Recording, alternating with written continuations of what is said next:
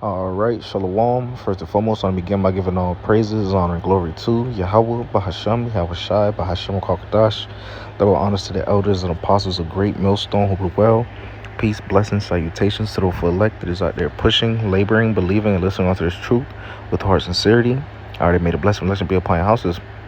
All right, the title and topic of this lesson, all right, is going to be, all right, being chastised is, part of this truth. All right, getting chastised is a part of this walk. All right, and it's also a good thing if you get chastised. All right, but real quick, I got the definition of chastening. All right, and it means to discipline, punish, or correct someone, usually with the goal of improving their behavior. All right, so being chastised is a good thing. All right, when the Lord chastises you, that's a good thing. When you get rebuked by brothers, all right, that's a good thing, because the ultimate goal of that is for the improvement. All right, like the definition says, right, the goal of improving their behavior. All right, so that's really the main thing. All right, really to build you up, to make you stronger in the spirit. All right, to get you right, ultimately, man. All right, when you look at these athletes, all right, their coaches be on them a lot, got them running, practicing extra hard, all right, and it's not because the coaches hate them. All right, it's because they trying to get them to their highest potential, their best potential. All right, and it's the same thing when it comes down to the truth, man. When the Lord chastises you, all right, it's because he's trying to get you to your best potential. All right, nevertheless, that's part of this walk, it's part of this ministry. All right, because we got to go through that fire. We have to go through that proving grounds. All right, we have to get tried and chastised. All right, because ultimately we are getting, prepared, all right, to be rulers. All right, Lord willing, we are a part of that number.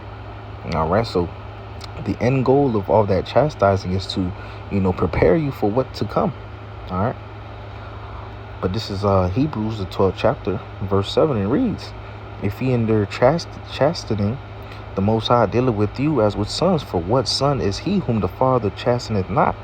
All right, when you were a child or growing up, or children growing up, right, their father, right, a father figure, chastening them.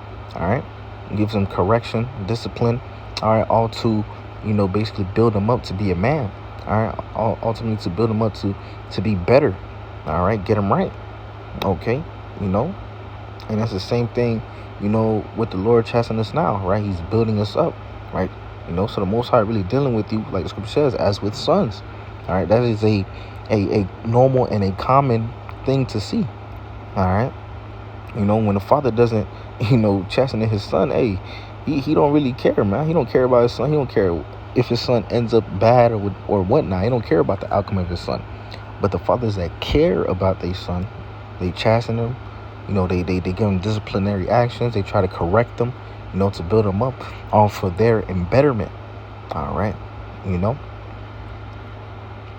this is Ecclesiasticus or Sirach, the 2nd chapter, and it reads, "My son, if thou come to serve the Lord, prepare thy soul for temptation. Set thy heart aright and constantly endure, and make not haste in time of trouble." Right. So when we come to serve Yahweh Shem Shah, Lord letting us know, prepare yourself for what's to come. Prepare yourself for the trial and tribulation. Prepare yourself to go through that fire. All right, to prove yourself, to be chastised. All right, to get build it up. All right, and the Lord telling us, hey, constantly endure. All right, make not haste in the time of trouble, but constantly endure, cleave unto Yahweh Shem Shah. All right, because ultimately, hey, this is a part of the walk.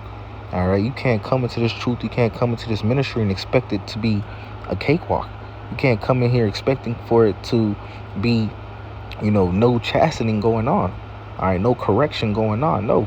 All right, because hey, you coming from the world and you coming into the, to the knowledge and understanding of Yahweh Shem Shah. So there's things you gotta, cut off. You gotta get corrected on, rebuked on.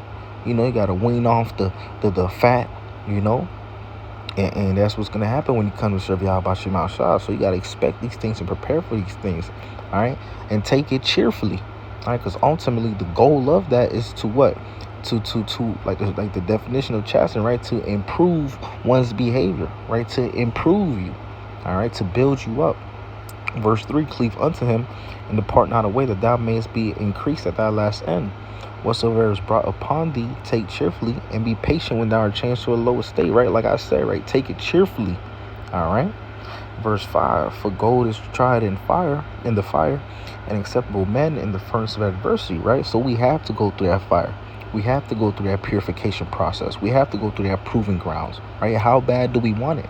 Right? How bad do we want to be in the kingdom? How bad do we want to be a part of that number, to be beamed up and saved out of this place, man? Right? We have to endure. We have to put in that work. All right? This is not a cakewalk, man. All right? It's a true fight for your soul, a fight for your salvation, man. All right? You know? All right? I still remember, I did a lesson on this, a couple lessons back. Brother, I don't want him for my camp. He basically said, hey, this is it, man. This is our last chance at salvation, man. So, hey, you got to go through that fire. You got to take what's thrown at you cheerfully, man. You got to keep pushing and enduring, all right? And constantly trying to, build. Verse 6, believe in him, and he will help thee order thy way aright, and trust in him, all right? So, ultimately, hey, we have to trust in Yahweh Shema Shah no matter what. No matter what's thrown at us, all right, no matter what trial, tribulation comes at us, no matter what type of chastening it may be, all right, constantly trust in Yahweh Shema Shah and believe in Yahweh Shema Shah, man, all right, because, hey, the ultimate goal is for, of the chastening, is for your embetterment, man, all right, especially, if you sincere in this, man. But nevertheless, this is Job, the 5th chapter, verse 17. All right. And it reads, behold, happy is the man whom the Most High correcteth. Therefore despise not. Let me read that again. Behold, happy is the man who the Most High correcteth. Therefore despise not thou the chastening of the Almighty. All right. So it's a good thing if Yahweh Shema Shah, all right, chasteneth thee, man. If the Lord corrects you, all right, like the first precept, if the Lord chastens you, he dealing with you as with sons, man, all right, so if you get chastised, hey, kahalayim la Yahweh Shema Shah, man, because that's a good thing, man. The Lord's correcting you, all right, rather have the Lord correct you than the Lord to spew you out of his mouth, all right, because if the Lord spew you out of his mouth, then hey, you as good as dead out here, man, because you no longer have that spirit on you. You no longer have that hedge of protection over you, man. All right. So it's better to be, correct and chastised than to be, spewed out of the mouth of the Lord, man.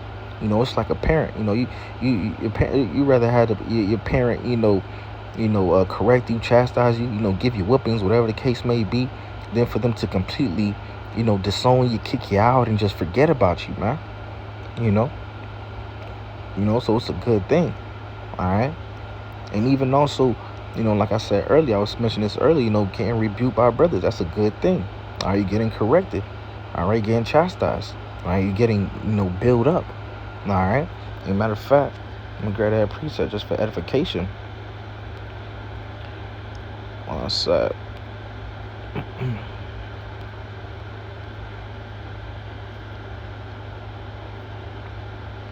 This is Proverbs 27:5. Open rebuke is better than secret love. All right, so it's a good thing if bros rebuke you, man. All right, because hey, bros ain't rebuking you to destroy you. All right, they not rebuking you to break you down or to put you in a terrible position. No, they're rebuking you for correction, man. They're rebuking you for the improvement, like going back to the definition, improvement of one's behavior, man. All right, because ultimately, hey, we trying to do everything that we can possibly do to be found pleasing to sight Yahweh Shema Shah. We got to constantly examine ourselves. We got to constantly make sure that we are found pleasing in the sight Yahweh Shema Shah. All right, and that comes with, going through that fire, being chastised, getting rebuked, and so forth, man. All right, because we have to constantly, examine ourselves and correct, ourselves, man, to make sure that we are in the, best position, all right, that we can be, all right, in the times of the Lord visitation, to be found pleasing in the sight of Yahweh Shema Shah. All right. But nevertheless, Lord willing, this was edifying to the elect of Israel.